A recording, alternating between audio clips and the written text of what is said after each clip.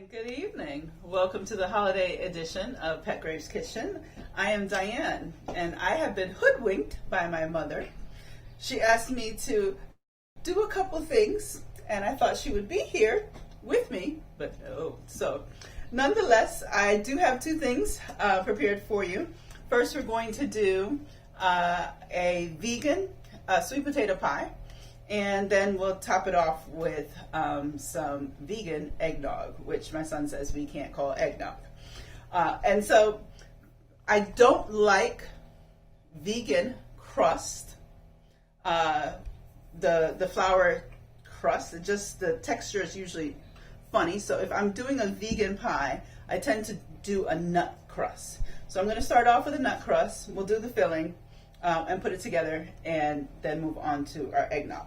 So here in my food processor, I have some walnuts and a little bit of cinnamon. And so I'm going to pulse these and grind them up. And then I'm going to add to it some pecan meal. So I have purchased the pecan meal already. You could have purchased the pecans and grind everything together, but I have the meal purchased already.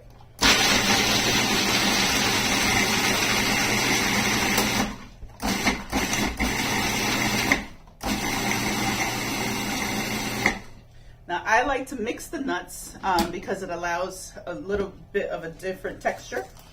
So we want enough just to fill this pie crust. And so I have about a cup of walnuts that I've pulsed. I'm going to add about maybe 3/4 cup of the pecan meal. I'm actually going to add some melted coconut, which should be right here.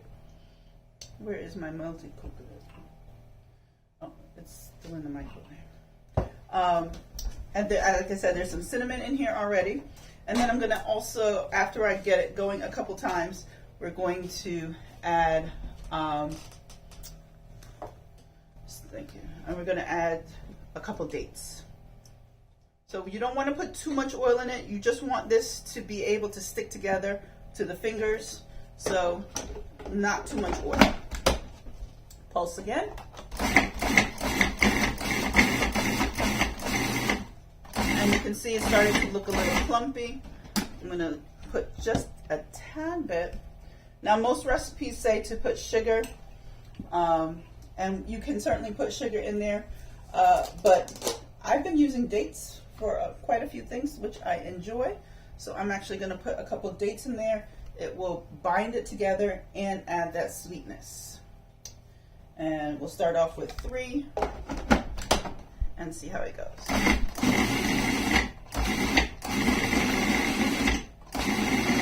And you can see already it's starting to come together. I'll add a couple more dates. Another small one.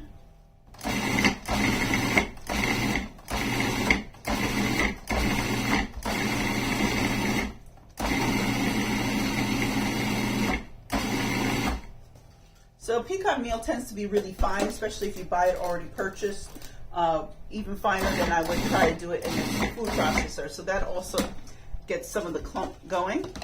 I'm going to put this in a regular pie pan. You could put this in a springform pan if you prefer, or a tart pan. Either one would work fine. So we're just going to put this, and you want to see this, it sticks together, but you don't want it to be too oily. So we're just going to put this in the bottom of our pan, smooth it out, and you can make it as thin or as thick as you like. I usually start at the center and then push out to the edges. So I'm going to work this for a couple seconds. And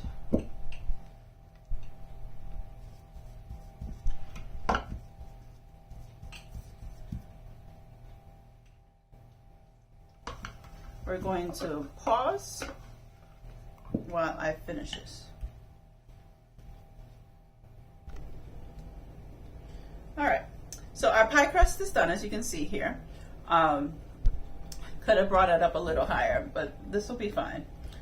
Sweet potato pie is very forgiving. So we're going to go ahead and do our filling. And so I bake my sweet potatoes. Some people steam them.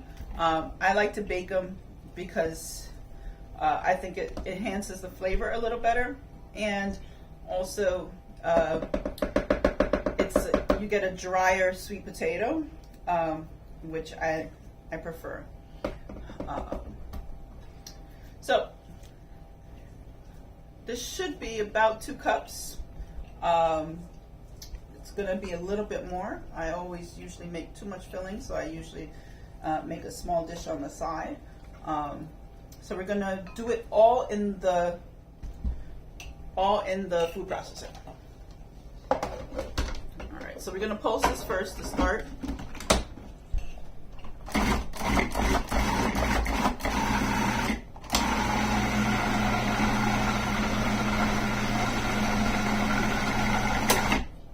And so when you're making sweet potato, you want your sweet potato pie filling to be just short of puree, not quite puree. So it should be nice and thin. I like mine on the thicker side. So generally we can put, a lot of recipes call for condensed milk, and you can get coconut condensed milk and put that in there. I tend not to always use that because I bake my sweet potatoes. So what I use is coconut cream, which is a little different than milk. You'll see there's almost no liquid in here, and it's just the cream. If you want coconut cream and can't find it, you can simply buy double the amount, put it in the fridge overnight, and the cream will float to the top and the liquid, the milk or the water, to the bottom, and that would suffice. So I put just over, not quite a half a cup, maybe about a third of a cup in, and we'll go ahead and pulse this as well, and I see if I get the consistency that I want.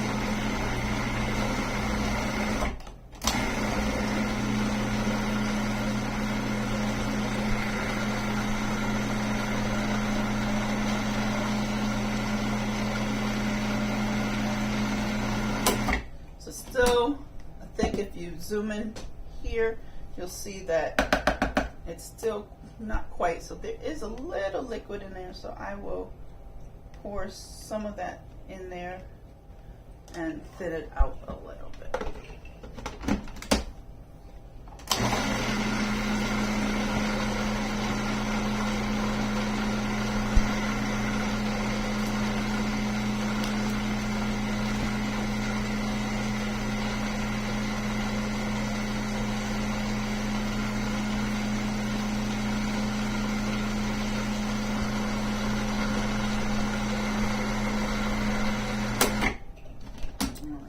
Still need to thin it up a little. All right, and so I'm using coconut sugar instead of cane sugar or brown sugar because of the glycemic index is a little better than regular sugar. The brown sugar is what gives that sweet potato that coloring, and so you will get that similar coloring.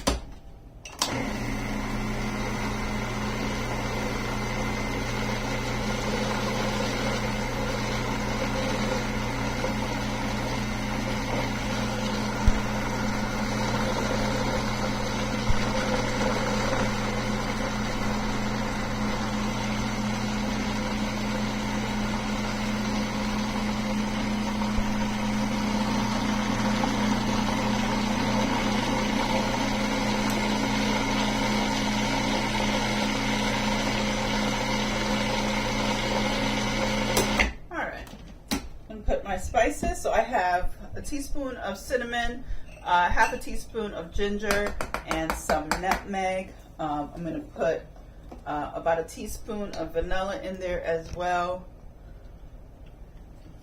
and just to give it a little texture, I am going to put the dates, which a couple dates in there. And in my sweet potato, I always like some coconut, the actual flakes. So you can buy the shredded coconut already, or you can buy the flakes, add it in,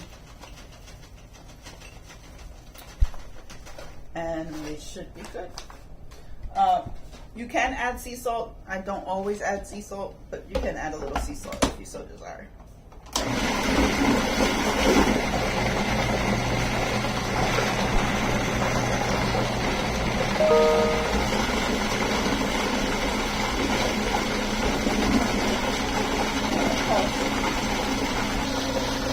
All right, so I added a couple more dates, and you can see it's darkened up.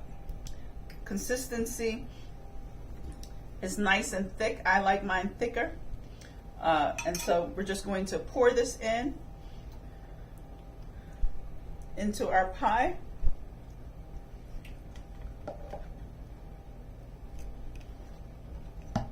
Our pie shell, we will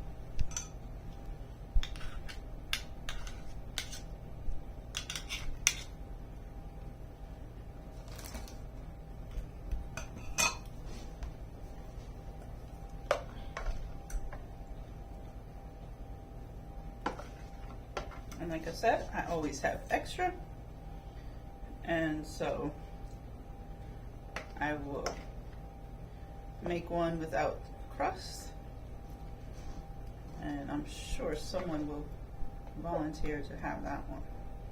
All right, so this will go in the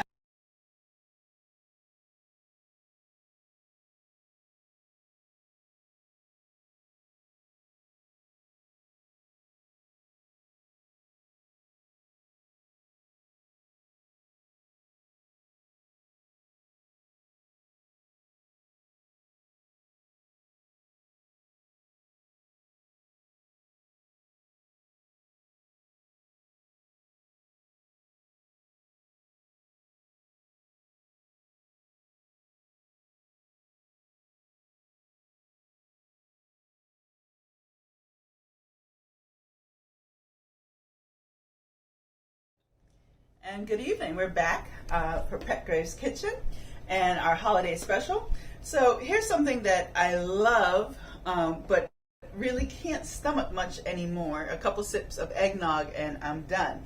So we're doing a vegan version of it. Will be a coconut-based milk for the eggnog. And I would think that any thick plant milk would work. So I am, like for our last segment, I am going to use the coconut cream. It calls for coconut milk, but I always liked my eggnog really nice and thick. So I'm going to use the coconut cream. I might have to put just a little bit more water in there to get the consistency. But as you can see, this is more cream than anything else. It does have a little milk at the bottom. And I'm just putting everything in a blender. Eggnog does a little better if you let it sit for a little bit. So you can chill it in the fridge and really let the flavors blend. All right, so we have raw cashews. I also like my eggnog nice and smooth, so I did soak these already. The half cup of raw cashews, I soaked them overnight. And so these will also go in. If I were using a different blender, I would probably strain it off a little, but this blender is really good at pureeing everything. Some cold water and date sugar or maple syrup. Now, I don't like date syrup or maple syrup, so I'm actually going to use the dates. And I soaked them in the water so they'll get nice and soft, and they'll blend right out. And the water that I soaked them in is the water that I will use to thin out my mixture.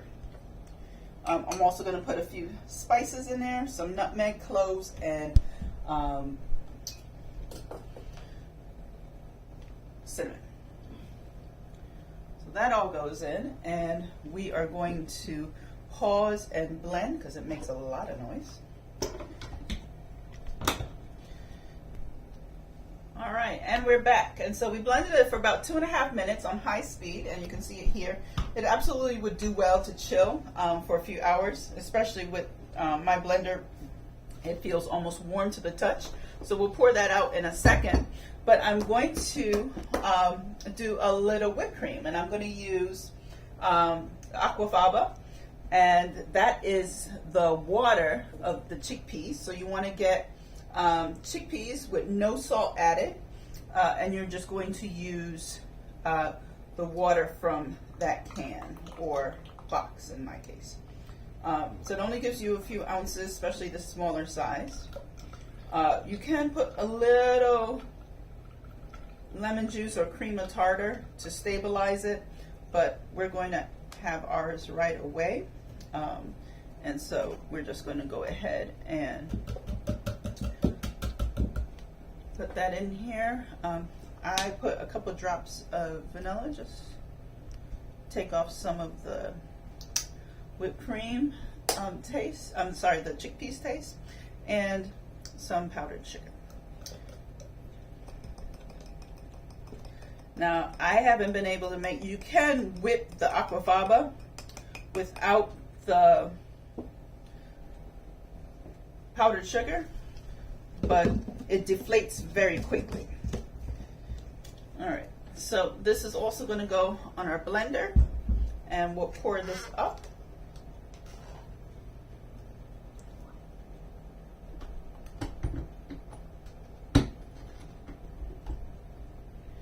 Is it closed properly? Yeah, I'll just have to get it.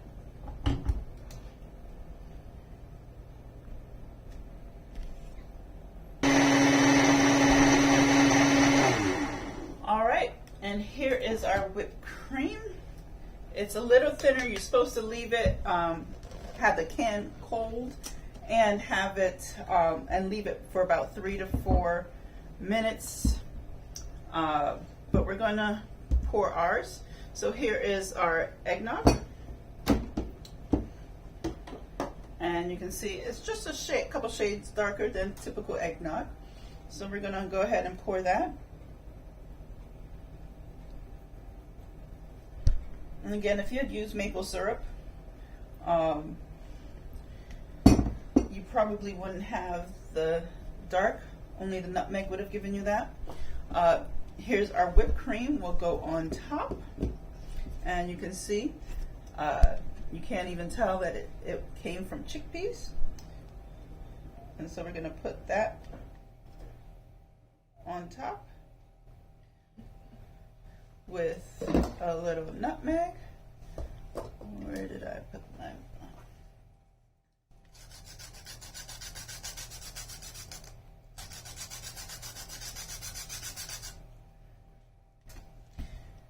And again, I could have stabilized, put some stabilizer in the whipped cream if I were going to not drink it right away. That's what I would do. And so we have some coconut-based eggnog with some Aquafaba-based whipped cream on top. And once our pie is ready, we'll have eggnog and sweet potato pie for our holiday dessert. This would all do well to chill, especially overnight, and have these flavors really gel together. But plant-based eggnog, whipped cream, and sweet potato pie. So we're hoping that you have a wonderful holiday. You get to relax, rejuvenate, and really enjoy some really tasty and healthy recipes. From our family to yours, happy holidays from Petgrave's Kitchen.